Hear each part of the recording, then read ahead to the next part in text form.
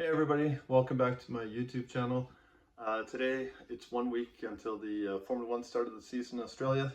So I thought I'd make a 2025 prediction over the teams. And yeah, why not just start it off and say number 10. I think it's going to be Sauber. Sauber, the car just does not seem to be doing well. Audi is not really in the team until 2026. Two new drivers with Hulkenberg coming in, which is great for them. I think that's going to be really strong. And they took Bortoleto, who won the Formula 2 last year. But I think it's, as a rookie coming from Formula 2, it's difficult. Formula 2 is a bit of a bingo series, in my opinion. And I think they're going to have a good pairing, but I think it's going to be a tough season for them. And that's why I took them in 10th place. In 9th place, though, I've gone for Haas. I think Haas is no longer the laughingstock on the grid. However, I think it's going to be a challenging season with two new drivers. Esteban Ocon coming from Alpine over to Haas. I think that's probably a very good and strong move for them. And they're taking in also Oliver Bearman, who drove Formula 2 last year. Oliver Bearman is a name that a lot of people have thought is really exciting and whatnot. He came in 12th in Formula 2. I'm not going to say it's him because the cars are quite different. And he did step in for Carlos Sainz last year and Ferrari, and I think he came in 6th place in one of the races. A great driver, a future driver. I don't think in 2025 we're going to see it materialize. I think he's going to need that year as a rookie to really step up his game and become a real Formula 1 driver. It'll be good, but it's not going to be great, and we'll see. So that's who I put at 9th place. Moving on to 8th place, I put the Racing Bulls, if that's what they're called this year, AlphaTauri, Toro Rosso, whatever. Bringing in a rookie as well, Isaac Hajai, who came in 2nd place in Formula 2, together with Yuki Tsunoda. Hajai, I saw a few races last year in F2, and he seems to be a very vocal, very passionate, very emotional driver. And just like how Yuki was a few years back when he first joined AlphaTauri. And I think it might be a bit of a challenge for them coming into 2025 to see, how he gets up to speed, how he adapts to the car, how he adapts to Formula 1, keep his head cool and whatnot. So I think it's going to be a very strange season for the RB team to see if they can actually score points and move on. And that's why I really didn't rank them that high this year. Moving on to 7th, though, I think it's a bit of a bomb, if I may say so myself. I'm putting in Aston Martin. I don't believe the Adrian Newey effect will come in 2025. I think that's more of a 2026 play and beyond. I think Alonso, I think, is a fantastic driver. I love his attitude. I love how he approaches racing. But I think he's getting a bit too old. And when the car's not performing for him, he's a bit negative. And so I think it's going to be a tough season for the Aston Martins this year. Lance Stroll, a lot of people have a lot to say about him. My only opinion, he's capable of driving Formula 1. There's no doubt about that. I think, though, he lacks the drive, the passion, the eye of the tiger to really go beyond and succeed. He doesn't show that on the track. He kind of accepts how it is. Either it's a good day or it's a bad day. It's like, doesn't really care. That's how he perceives to us fans, at least. And I don't really see a lot of passion in the driving to push that team in places and score great points. Therefore, that's where I rate them. That's the 7th. Moving on to number 6, I put in Alpine. Love Pierre Gasly, fantastic driver. I'll never forget his first race win for AlphaTauri in Monza back in 2020. It was absolutely phenomenal. I like him. I think he's a great driver. I approaches the sport in such a cool and great way. I don't think the second driver this year is going to cut it, though. They put a monkey on his back from day one by signing Colapinto as the reserve driver. He's going to be on a short leash. He's going to be scrutinized. They're going to have hawk eyes on the guy, and he's not performing. They might put in Colapinto. I don't see that second driver in the Alpine bringing a lot of points to the table. I think it's going to be all up to Pierre Gasly. And I think Gasly, he's going to settle in, do well, but he's going to carry the whole team on his shoulders. And that's where the points are coming in. And that brings me to number 5. Number 5, I'm sorry, I'm drinking the Kool-Aid.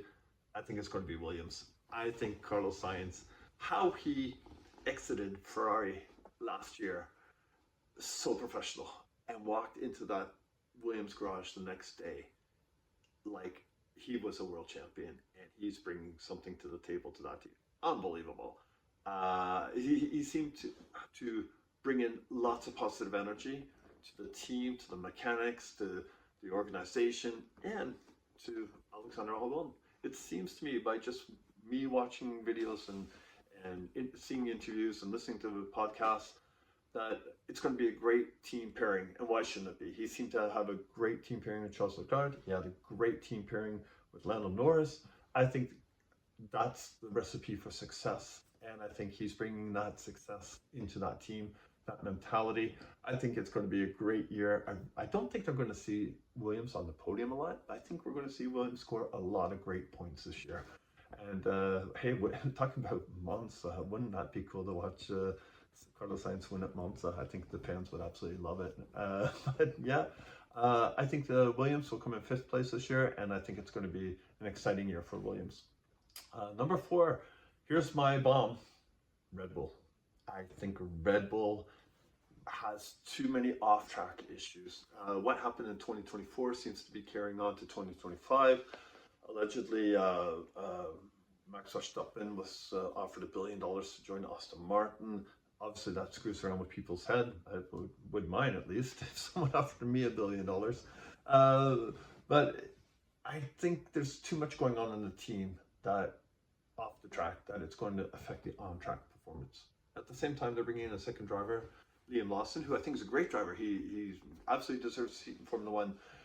But he only has 5 races last year, and he had 5 races the year before. And there's no doubt the second driver at Red Bull struggles because they seem to build the car how Max wants the car to be built. And listening to interviews from other past drivers, like Alexander Albon, for example, who said the car is so difficult to drive, but it almost cannot be driven, but Max can drive it. And I think for the second drivers, that becomes such a huge issue. And it leaves points off the table. And unless Max wins every single race, almost like he did a couple of years ago, I don't see the team performing that well. So I put them in 4th place. And moving on to 3rd place then, I put in Mercedes. I am not drinking the Antonelli Kool-Aid just because I haven't seen it. I'm a fan. I watched it on TV. And all these experts are saying there's the future world champion. He's young and talented and great. And that might be true.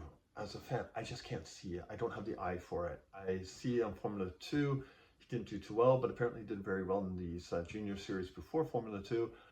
At Monza, he had a training session where Toto was thrilled to see him put the pedal to the metal and drive off the track. Many people can outrun a car if you put the pedal to the metal. And so I don't see it. But apparently in testing, he's done very well. So he might have a great season. He might just need a few races to feel warm and just go with it. And might be showing great success in 2025. But as a fan, where I'm sitting here in March, 1 week before the start of the season, I just don't see it just yet. I hope he proves me wrong. But Russell, I think Russell's a great driver. He's now their number 1 driver. Also, I followed Russell when he was at Williams. I thought he was great at Williams, even though the car was terrible. And he got into, kind of demanded a seat in Mercedes, got it, and, was riding beside Lewis Hamilton, who was a, 7-time world champion. Not an easy feat whatsoever. And I think Russell, can hold his own, and I think he'll do well. And I think the Mercedes will come in 3rd place. Going on to 2nd place, Ferrari. I don't believe Hamilton's going to be day one friends with that car. I think Hamilton is very sensitive to feeling the car, and the car has to be perfect for him. And I think he's going to use a few races to optimize himself with that car. And if he can get the car on the right track quick, it's going to be a great season. If he struggles a little bit with the car, it's going to be a terrible season. And Charles Leclerc, who is, been at Ferrari for quite a long time, I think he's going to bring in some great racing to the team. Wouldn't it be great to see him win Monaco again and see Hamilton win Monza? Wouldn't that be absolutely phenomenal? But as I look at it, it is going to be a difficult season. Two great drivers, and Ferrari. I think what I fear a little about the Ferrari with the Hamilton is that it's going to be a fashion statement where they're going to make merchandise and make billions of dollars, but it's not going to result on the track. You know, there's no doubt Ferrari's stepped up their social media game now that Hamilton's on the team, and it looks great. It's a brand. We're going to love it, but it needs to be an on-track performance. We as racing fans want to see. And that leaves us with number one. I'm going to say it, McLaren. And the only way that's going to help in McLaren is no papaya rules. Let your drivers drive. They're both equally as good. I don't prefer one over the other. If I did, I would probably give a little nudge to Piastri. But they're so good drivers. Let them drive the cars. I can see Lando getting 3-4 wins. I can see Oscar Piastri getting 3-4 wins. But they're going to be consistent. They're going to always could be in the top 10. You let them drive those cars.